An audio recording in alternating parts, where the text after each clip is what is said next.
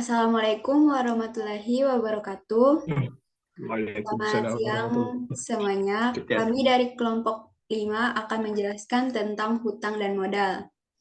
Adapun anggota kelompok 5 yang pertama Eko Apriansa, kedua Destri Lusiani, dan yang ketiga Widya Zalianti.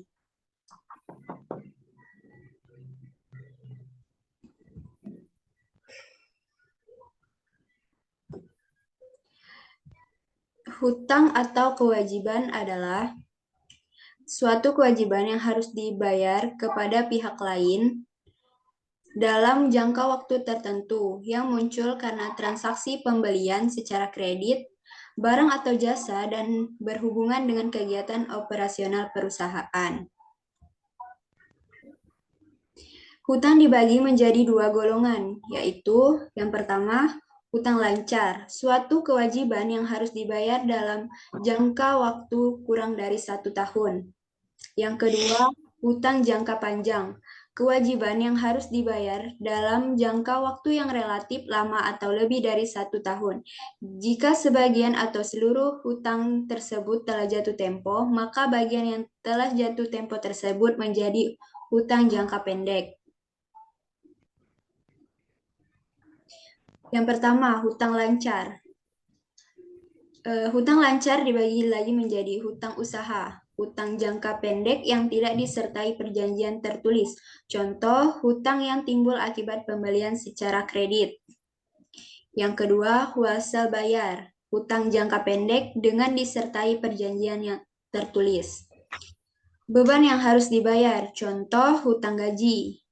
Pendapatan diterima di muka, contoh sewa diterima di muka. Selanjutnya akan dijelaskan oleh Destri Rusiani.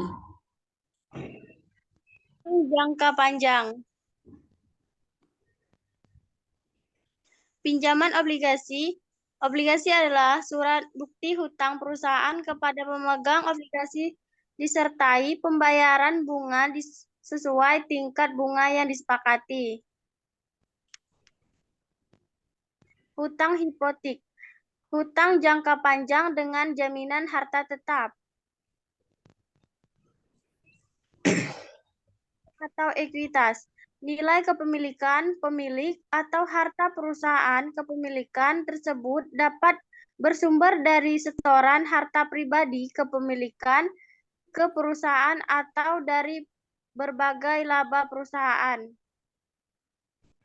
Modal dibagi menjadi 3 golongan. Yang pertama yaitu modal saham. Kontribusi pemilik pada suatu perusahaan yang berbentuk perseroan terbatas, sekaligus menunjukkan bukti kepemilikan dan hak pemilik atas perseroan terbatas tersebut. Yang kedua yaitu modal pemilik. Hak para pemilik perusahaan yang ditanamkan dalam perusahaan. Pencatatan modal dalam balance sheet tergantung bentuk perusahaan.